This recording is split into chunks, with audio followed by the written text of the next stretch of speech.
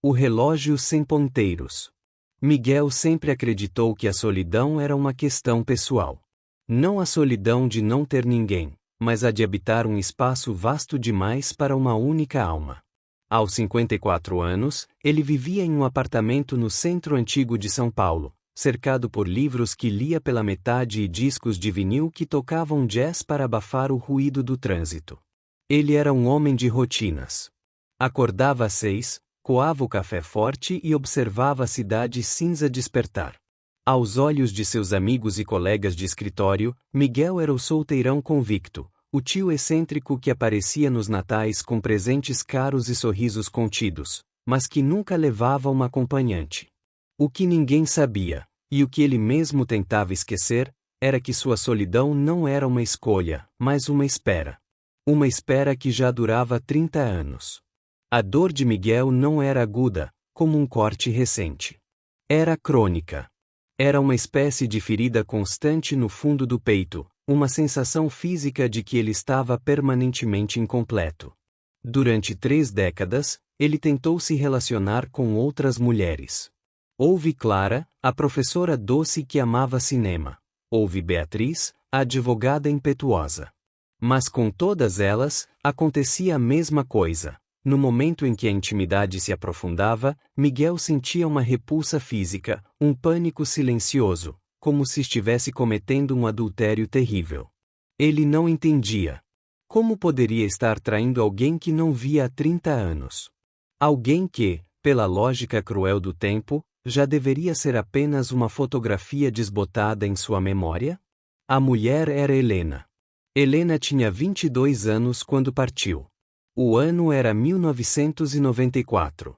O motivo fora prático, brutal e sem margem para negociações. O pai dela, diplomata, fora transferido para a Áustria e a família, conservadora e unida, exigiu que ela fosse junto para terminar os estudos na Europa. Naquela época, o mundo era maior. Não havia videochamadas instantâneas, o e-mail era uma novidade rara e as cartas demoravam semanas.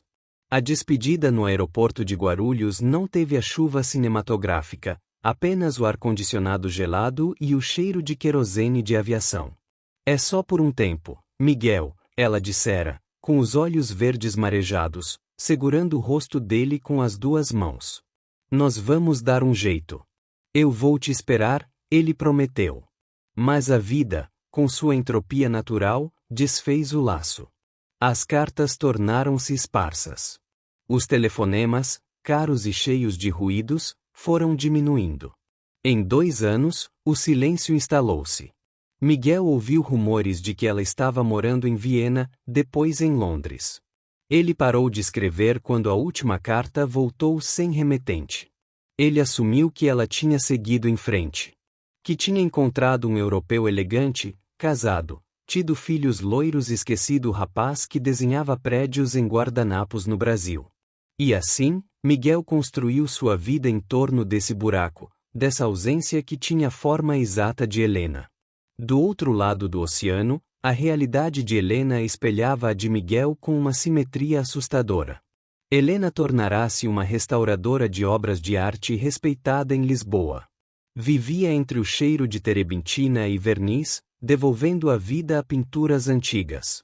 Ela passava os dias curando as feridas do tempo em telas alheias, mas era incapaz de curar as suas próprias. Aos 52 anos, Helena era vista como uma mulher misteriosa e elegante, uma alma antiga.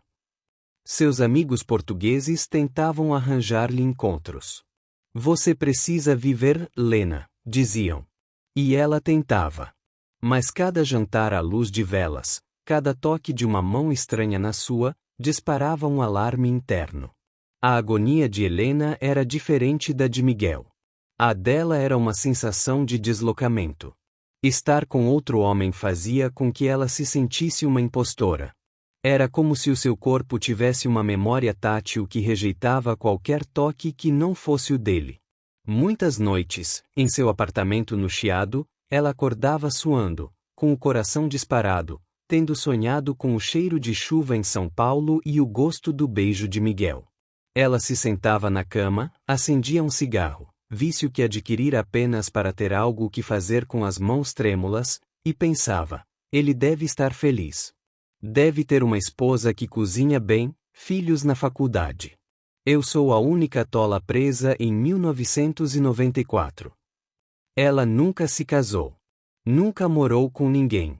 Havia uma esperança, minúscula e irracional, escondida sob camadas de ceticismo adulto, de que o destino não podia ter sido tão cruel a ponto de lhes dar aquele amor avassalador apenas para transformá-lo em nada. Ela guardava essa esperança como quem guarda uma joia roubada, com vergonha, mas incapaz de se desfazer dela. O destino, cansado da lentidão humana, decidiu intervir 30 anos depois. Miguel precisou ir a Lisboa para uma conferência de arquitetura sustentável. Ele relutou. Viajar para a Europa sempre lhe trazia um gosto amargo, uma lembrança do continente que lhe roubara o amor. Mas foi. Era uma tarde de terça-feira, chuvosa e fria. Miguel decidiu matar o tempo antes de uma palestra visitando o Museu Nacional de Arte Antiga. Ele vagava pelos corredores, as mãos nos bolsos do sobretudo, olhando sem ver as peças sacras e os móveis imperiais. Entrou na sala de restauração aberta ao público, onde se podia ver os técnicos trabalhando através de um vidro. E então, o tempo parou. Não foi uma metáfora. Para Miguel, o som do mundo foi sugado por um vácuo.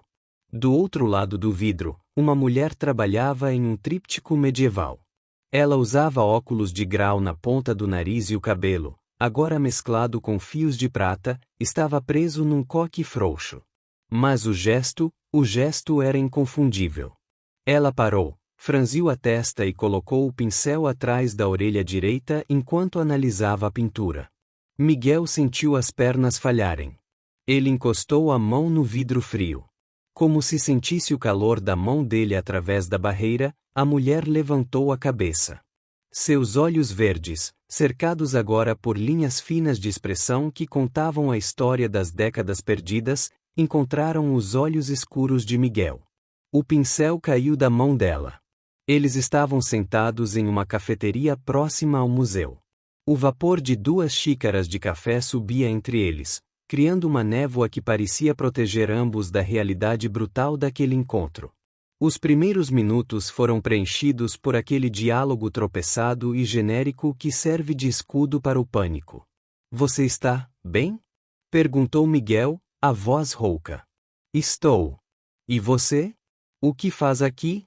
As mãos de Helena tremiam tanto que ela teve que entrelaçar os dedos sobre a mesa para disfarçar. Trabalho. Uma conferência. Ficaram em silêncio. Miguel olhava para ela, absorvendo as mudanças. Ela estava mais bonita, pensou ele.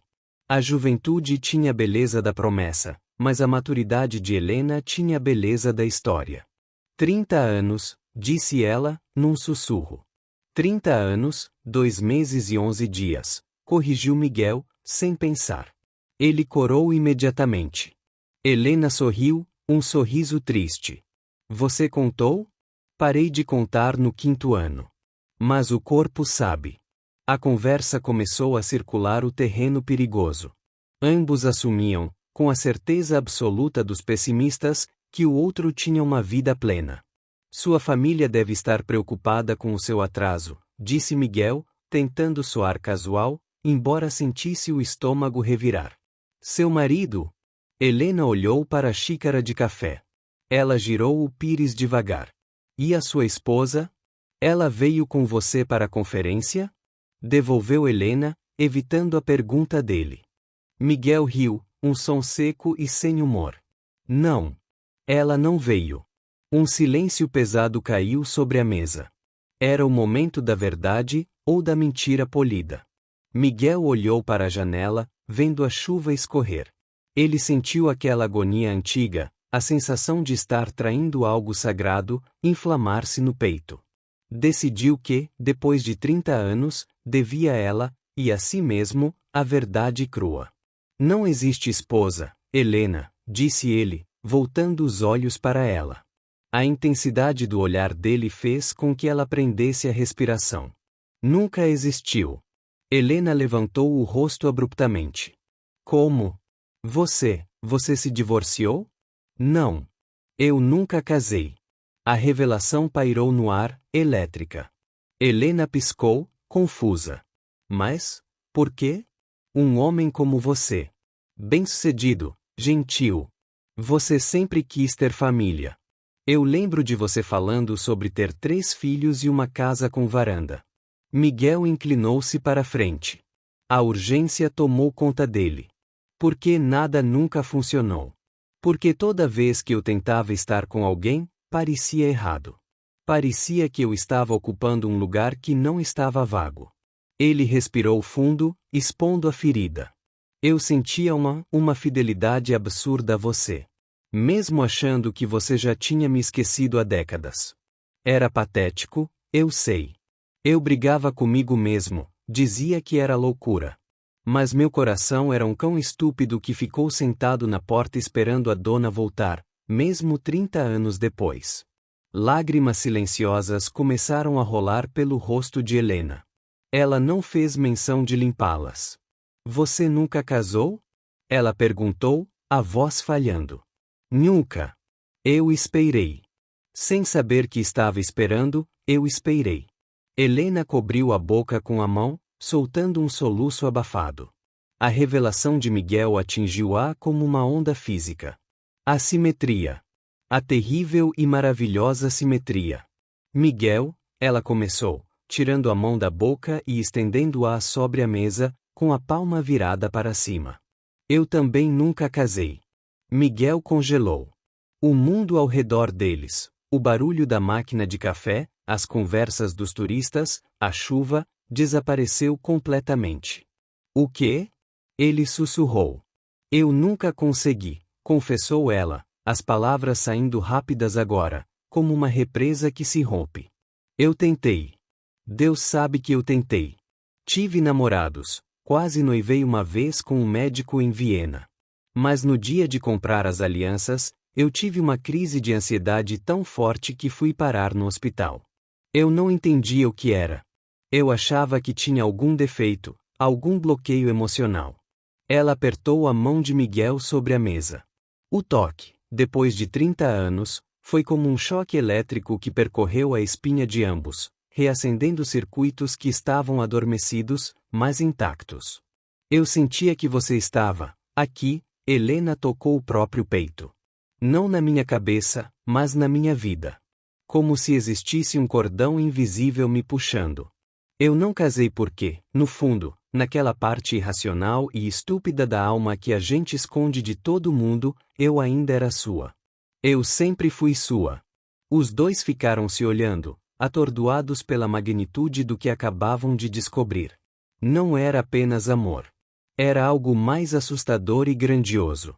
Eles haviam passado 30 anos vivendo como monges de uma religião de 2 pessoas, guardando o celibato da alma um para o outro, sem nunca terem combinado isso. A agonia que sentiam, a dor no peito, o desconforto com outros parceiros, a sensação de deslocamento, não era neurose. Era intuição. Era a certeza biológica de que a outra metade ainda estava lá, esperando, vibrando na mesma frequência solitária. Miguel apertou a mão dela com força, sentindo a textura da pele, a temperatura, a realidade dela. Nós perdemos 30 anos, disse ele, com uma pontada de amargura.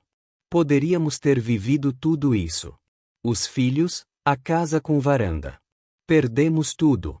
Helena negou com a cabeça, um sorriso luminoso abrindo-se em meio às lágrimas. Um sorriso que rejuvenesceu seu rosto em décadas. Não, Miguel. Olhe para nós. Ela apertou a mão dele. Quantas pessoas você conhece que se casaram, se odiaram e se divorciaram nesses 30 anos? Quantos amores viraram rotina e pó? Nós não. Ela se levantou e contornou a mesa. Miguel levantou-se também. Eles estavam a centímetros de distância. Nós sobrevivemos ao impossível, continuou ela, olhando nos olhos dele. O destino não nos separou para nos punir. Ele nos separou para nos preservar. Ele nos manteve em conserva, intocados, guardados um para o outro, para que agora, quando finalmente nos encontrássemos, não houvesse ex-maridos, ex-esposas, filhos divididos ou bagagens emocionais de outros casamentos. Miguel entendeu. A revelação desceu sobre ele como uma bênção. A solidão não fora um castigo, fora uma proteção. Eles eram dois viajantes que haviam caminhado por desertos opostos apenas para chegarem ao oásis ao mesmo tempo, com a sede intacta e pura. Nós somos livres, murmurou Miguel, a compreensão iluminando seu rosto. Somos livres para começar. Agora. O destino já estava selado, sussurrou Helena, aproximando-se. Nós só fomos teimosos o suficiente para duvidar, mas fiéis o suficiente para esperar. Quando Miguel a beijou, 30 anos de espera se dissolveram. Não foi um beijo de jovens apaixonados, foi um beijo de reconhecimento. Foi o encaixe de duas peças que, apesar de desgastadas pelo tempo nas bordas, ainda possuíam um encaixe perfeito no centro. A chuva lá fora continuava, mas dentro daquele café, o tempo havia finalmente reiniciado. Eles descobriram, com o espanto dos milagres cotidianos, que a vida não tinha acabado. Na verdade, para Miguel e Helena, a vida, a verdadeira vida, estava começando naquele exato segundo. O destino não falhara, ele apenas tinha um senso de tempo muito mais paciente do que o deles. E a cadeira ao lado, aquela que estivera vazia por 30 anos em festas, jantares e cinemas, estava finalmente ocupada. A revelação final não é apenas o reencontro, mas a descoberta mútua de uma fidelidade inconsciente. A ideia de que o desconforto que sentiam com outras pessoas não era trauma, mas uma conexão ativa, quase sobrenatural, que os impedia de trair o laço que tinham, mesmo sem contato. Isso recontextualiza todo o sofrimento, a agonia, deles não como perda de tempo, mas como um período de preservação para que o reencontro fosse puro.